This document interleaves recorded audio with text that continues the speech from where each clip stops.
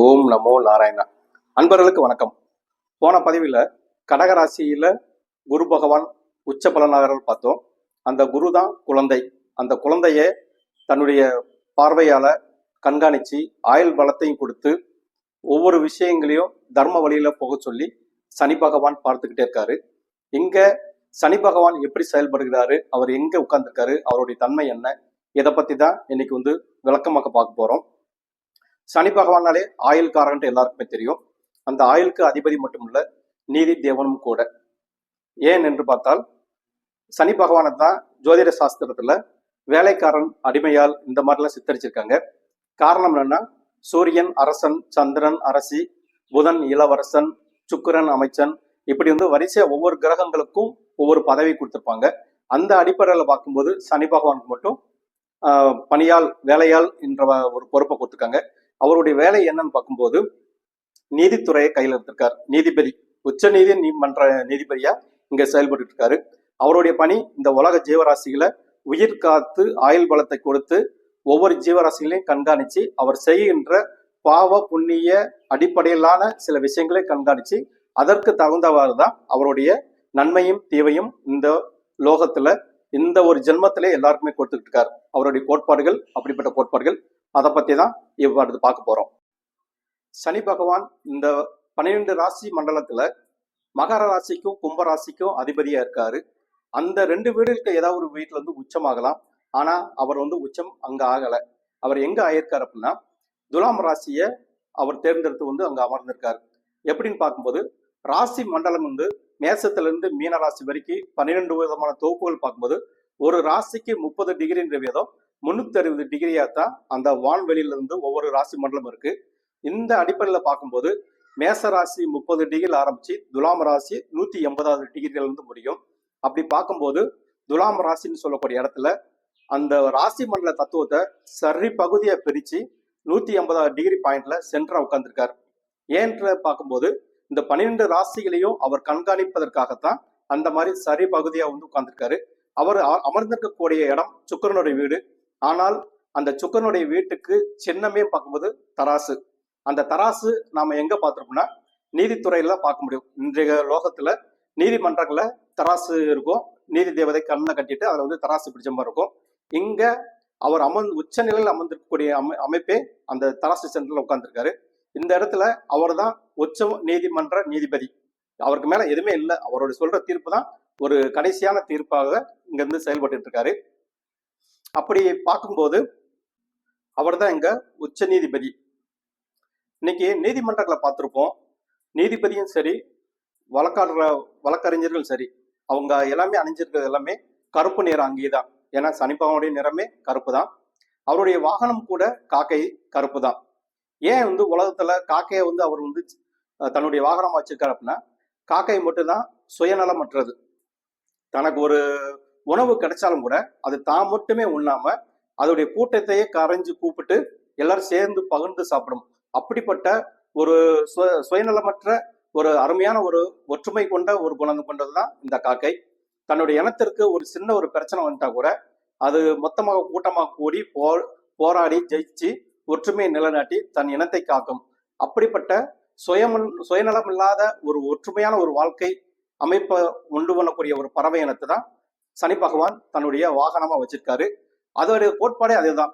மனிதர்களும் ஒவ்வொரு ஜீவராசிகளும் அதே மாதிரி எல்லாருக்குமே உதவி செஞ்சு எல்லாருக்குமே பகிர்ந்து கொடுத்து ஒற்றுமையாக பாவங்கள் ஈடுபடாம புண்ணிய வழியில தர்ம வழியில செல்லணும்னு தான் அவருடைய சனி பகவான் எதிர்பார்க்கிறாரு. ஆனா இன்னைக்கு இந்த லோகத்துல நம்ம ஒவ்வொருத்தரும் அந்த பணத்தை தேடி எல்லாம் ஓடிக்கிட்டு இருக்கோம். அப்படி பணத்தை தேடி ஓடிக்கிட்டு இருக்கும்போது சில பேர் நேர்தி நேர்மை மனசாட்சியோட நடந்துக்கிறாங்க. சில பேர் பெரிய பேராசைப்படும் போது நிறைய பாவ வழிகளிலையும் போகக்கூடிய நிலைமையில வந்துட்டு இருக்கு. அதுக்கு உண்டான தீர்ப்புகளை அவர் இங்க கொடுக்க போறாரு. அதை பத்தி தான் இப்ப முழுசா விவரமா பார்த்துக்கிட்டு போறோம். அவருடைய கோட்பாடு படி ஒரு மனுஷன் ஒரு ஜீவனம், ஒரு வேலை செஞ்சாலும் சரி, தொழில் செஞ்சாலும் சரி, அந்த தொழில்ல ரொம்ப கடமை உணர்ச்சி இருக்கணும்னு சொல்ல வர்றாரு. கடமை உணர்ச்சின்னா அந்த ஒரு தொழில் நேசிக்கணும். ஒரு சம்பளத்துக்கு ஒரு வேலைக்கே ஒரு இடத்துல போனாலும் கூட முதலாளி சம்பளம் கொடுக்குறாரு, நம்ம வேலை செய்யறோம், இது எல்லாரும் செய்யற மாதிரி செய்யக்கூடாது. அந்த இடத்துல தொழில் விசுவாசம், வேலையை செய்யக்கூடிய இடத்துல முதலாளிக்கு ஒரு விசுவாசம் இருக்கணும். தொழில் பக்தின்னு ஒன்று இருக்கணும். அதுக்கு அடுத்துதான் நம்ம சம்பளத்தை எதிர்பார்க்கணும். இதுதான் ஒரு மனிதனுடைய முதல் அத்தியாய கடமை. அதுக்கு அடுத்தபடி தொழில் செய்யறவங்க சரி, அவங்க அந்த தொழில் வந்து ரொம்ப சிறப்பான முறையில் ரொம்ப நேர்மைத்தன்மை ரொம்ப இருக்கணும். ஒரு நல்ல ஒரு பொருள் தயாரிக்கிறவங்க சரி, இல்லைன்னா ஒரு வியாபாரியா இருந்தாலும் சரி, ஒரு தரமான ஒரு பொருளை கொடுத்து அது தக்கன ஒரு ரேட்டு நிர்ணயம் பண்ணி அதை வச்சுக்கலாம், அது தப்பு கிடையாது. ஆனால் ஒண்ணுக்கு ஆகாத போகாத ஒரு விஷயத்த, அந்த பொருள் சம்பாதிக்கணுன்ற ஒரு விஷயத்துக்காக நம்ம யார்கிட்டையும் நம்ம தலையில கட்டி அவரை ஏமாத்தக்கூடாது. அது வந்து பாவ செயல். முக்கியமா உணவு சம்பந்தப்பட்ட இதெல்லாம் வந்து கலப்படம் வந்து கண்டிப்பா கூடாது. அது அன்னம், ஒரு மனுஷன் வந்து உயிர் காக்குறது அதுதான். அந்த மாதிரி வந்து உணவு சம்பந்தப்பட்ட துறைகளிலையும் நம்ம வந்து கலப்படம் செய்யக்கூடாது. அது பாவ கணக்குல வரும். ஒரு இடத்துல ஒரு முதலாளி நம்மளை விட்டு ஒரு தொழிலாளர்கிட்ட ஒரு பொறுப்பு கொடுத்து செஞ்சுட்டு இருக்கோங்கன்னா, அந்த பணியில வந்து அவர் சிரத்தையே கரெக்டா இருக்கணும், ஏமாற்றக்கூடாது, துரோகம் பண்ணக்கூடாது. அந்த துரோகம் வந்து மிகப்பெரிய பாவ செயல் செய்கிறாங்க. ஒரு யாரை பார்த்து வஞ்சிக்க கூடாது, ஏமாற்றம் நினைக்கக்கூடாது, யாரை பார்த்து பொறாமப்படக்கூடாது. அதுதான் இவர் சொல்லக்கூடிய முக்கியமான கோட்பாடுகள். அப்படி நம்ம செய்யும் போது ஒரு விஷயத்துக்கு நம்ம ஆசைப்படலாம், ஆனா பேராசைப்படக்கூடாது. அப்படி பேராசைப்பட்டோம்னா நம்மளை அறியாமையே பல தவறான வழியில் நம்ம செஞ்சு பாவங்களுக்கு நிறைய சம்பாதிக்க வேண்டியிருக்கோம். நீதி நேர்மை தவறாது நம்ம போகக்கூடிய பாதை கரெக்டா இருந்ததுன்னா அது வந்து புண்ணிய கர்மாவில் போகும். அதே இது நம்ம நேர்மை தவறி ஒரு விஷயத்த, ஒரு பொருள் மேல ஆசை கொண்டு, ஒரு பற்று கொண்டு, பொன் பொருள் இது மேல ஆசைப்பட்டுட்டு நம்ம எப்படி இருந்தாலும் நமக்கு வந்து அதை அடைஞ்சுதான் ஆகணும்ட்டு நம்ம போராடினா நம்ம குறுக்கு வழியில பல விதத்துல போயிட்டு இருப்போம். விதி வழியே மதி சொல்லணும் சில பேர் வந்து அதுக்கு ஒரு எதிர்மறையா சொல்லுவாங்க. அப்படி போகக்கூடாது. எந்த ஒரு கஷ்டம், எந்த ஒரு சூழ்நிலை வந்தாலும் சரி, நாம நீதி நேர்மை தவறாது தர்ம வழியில புண்ணிய வழியில போனா அவர் சனிபாவுடைய கணக்குல அது புண்ணிய கணக்குல போகும். முடிஞ்ச வரைக்கும் நீங்க பிறருக்கு வந்து சப்போர்ட் பண்ணுங்க, அவங்களே முன்னேற்றி விடுங்க. அந்த முன்னேற்றத்தை வந்து நீங்க முன்னேறிக்கோங்க. இதுதான் அவருடைய கோட்பாடு. நீங்க மட்டும் முன்னேறக்கூடாது, உங்ககிட்ட வேலை செய்யற தொழிலாளர்களும் அவங்களும் நல்லா இருக்கணும், அவங்களையும் நல்லா முன்னேற்றி விடணும்ட்டு நிறைய ஒரு பாகுபாடு பார்க்காம நிறைய வந்து அவங்களுக்கு ஒரு உறுதியா இருந்து அவங்களுக்கு வாழ்க்கையை ஒரு முன்னேற்றத்துக்கு நீங்க பாடுபடலாம். அது ஒரு புண்ணிய கணக்கில் வரும்.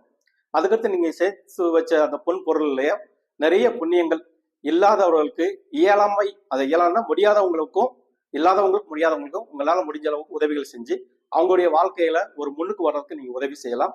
கோவில் குளம் தானம் தர்மம் இந்த மாதிரி புண்ணிய கர்மாக்கள் செய்யும் போது அது புண்ணிய கணக்கிலேயே வந்துகிட்டு இருக்கும். இதைத்தான் சனி பகவான் 11ஆம் இடம்ன்ற ஒரு கணக்குல வந்து உங்களுக்கு வச்சிருக்காரு. 11ஆம் இடம்னா ஜோதிடத்துல பொதுவாக சம்பாதிக்கிறோம், அதுல நிறைய லாபம் வருது, எந்த தொழில் செஞ்சா நம்ம நிறைய லாபம் சம்பாதிக்கலாம், இந்த பொருள் இருக்கு அதை எந்த இடத்துல வந்து இன்வெஸ்ட் பண்ணா அது பல மடங்கு வரும், அந்த மாதிரி ஒரு தப்புன்னு சொல்ல முடியாது, அந்த ஒரு ஆங்கிள் பேசிட்டு இருப்பாங்க. அது அப்படி கிடையாது. இந்த இடத்துல சனிப்பாவுடைய கணக்கு அது லாபமோ பாவமோ புண்ணியமோ அது வந்து லாப கணக்குல ஒவ்வொருடைய தனிப்பட்ட நபருடைய அவங்க செய்யக்கூடிய பாவ புண்ணிய கணக்குல அதை அக்கௌண்டா அக்குமுலேட் பண்ணி வச்சுட்டு இருப்பாரு. அந்த கணக்குகளை இங்க லாபஸ்தானமா வந்து சித்தரிக்கிறாரு. அப்ப நீங்க நிறைய புண்ணியங்கள் செஞ்சீங்கன்னா அது லாபம் வந்து புண்ணிய லாபத்துல இருக்கும். அதுக்கு தக்கன அவர் இந்த லோகத்துல இந்த ஜென்மத்திலேயே உங்களுக்கு வந்து நல்ல விஷயங்களை, நல்ல ஒரு தான தர்ம புண்ணியங்கள் நீங்க செஞ்சீங்கன்னா அதுக்கு தக்கன நல்ல ஒரு புண்ணியங்கள் வந்து நிறைய கொடுப்பாரு, உங்களுக்கு நல்ல நன்மையில கொடுப்பாரு. பாவங்கள் செஞ்சீங்கன்னா அது பாவ காரமா கணக்குல அது உங்களுக்கு லாப கணக்குல இருக்கும். அதுக்கு தக்கன தண்டனைகளை இந்த பிறவிலே கொடுப்பாரு. யாரையும் வஞ்சிக்க கூடாது, யார் மேலையும் பொறாமப்படக்கூடாது, யாரையும் கொலை செய்யக்கூடாது, உயிர் பறிவு செய்யக்கூடாது. அப்படி பண்ணா அவருடைய தசாபுத்திகள் நடக்கும்போது அதுக்கு தக்கன தண்டனைகள் நிறைய வழங்குவாரு. பல விஷயங்கள் இன்னைக்கு நடைமுறையில நம்ம வந்து ஜாதக ரீதியை பார்க்கும்போது நிறைய பயப்படுற மாதிரி சூழ்நிலை வரும். அது எல்லாமே கண் முன்னாடி பார்த்துட்டு இருக்காரு. அரசன் அன்று கொள்வான், தெய்வம் நின்று கொள்ளும் சொல்லுவாங்க. அவர் எல்லாம் மேல் லோகத்துல இருந்து பார்த்துட்டே இருக்காரு. ஒவ்வொரு செயல்பாடும் ஒவ்வொரு விஷயத்தையும் தான் வரக்கூடிய திசையில அவங்க என்ன பாவங்கள் புண்ணியங்களோ அதை அப்படியே ரிப்டேஷன் கொடுக்கறதா சனி பகவானுடைய கொள்கையும். அதனால பாவமா புண்ணியமா இந்த ரெண்டு விஷயத்த வந்து இல்ல அவங்கவுங்க கையில தான் இருக்கு. அப்படி ஆகும்போது இந்த இந்த கர்மாவிலேயே அவங்கவுங்க செஞ்ச பாவ புண்ணியில தன்னுடைய கையில இருக்கக்கூடிய தராசு மாதிரி அந்த துலாம் ராசியில தராசு சின்னம் இருக்கா, அந்த தராசு படி அவங்களுடைய நீதி நேர்மைக்கு தவறாம எல்லாருக்கும் நன்மை பாவங்களையும் தண்டனையிலையும் கொடுத்துட்டு இருக்காரு. அதனால சனி பகவானை பார்த்து தர்ம வழியில போறவங்க வந்து யாரும் பயப்பட வேண்டாம், அதர்ம வழியில் செய்யறவங்க தான் சனிபகவானை பார்த்து பயப்படணும். அதனால சனிபகவானை பார்த்து யாரும் மிரண்டு அதுக்கு என்ன பரிகாரம் தேடி போனா பரிகாரங்கள்லாம் இங்க வேலை செய்யாது. நீங்க தான் பரிகாரம். உங்களுக்கு உள்ளேயே ஆத்மா இருக்கு, அதை நீங்க தெளிவுபடுத்திட்டு புண்ணிய வழியில போனீங்கன்னா அதுதான் பரிகாரம். நீங்க எந்த கோயிலுக்கு போனாலும் நீங்க செய்யக்கூடிய பரிகாரம் படிக்காது. உங்களை நீங்க மாத்திக்கோங்க. அப்படி மாத்திட்டு நீங்க இது வரைக்கும் தெரிஞ்சோ தெரியாமையோ செஞ்ச தவறுகளுக்கு இன்னொரு ஒரு ஆப்ஷன் இருக்கு. இந்த உச்ச நீதிமன்ற நீதிபதியான அந்த சனிபவன் மேல ஒருத்தர் இருக்காரு. அவரும் இந்த பிறவிலேயே நீங்க செஞ்சிருக்க கர்மாக்களை இனிமேதான் மனம் திருந்தி அதை நீங்க விரயம் பண்ணினீங்கன்னா என்கிட்ட மோட்சத்துக்கு வரீங்கட்டு அதுக்கு மேல ஒருவர் வந்து நம்மளை கண்காணிச்சிட்டு இருக்காரு. அதுதான் 12ஆம் இடம். அந்த தொகுப்பை பத்தி தான் நம்ம அடுத்த பதிவுல பார்க்க போறோம். இந்த விஷயங்கள பொறுமையா பார்த்த வரைக்கும் நன்றி. அடுத்த பதிவில் சந்திக்கும் முறை உங்களிடம் விடைபெறுவது சிவகாசியிலிருந்து நரவா ராஜேஷ். நன்றி, வணக்கம்.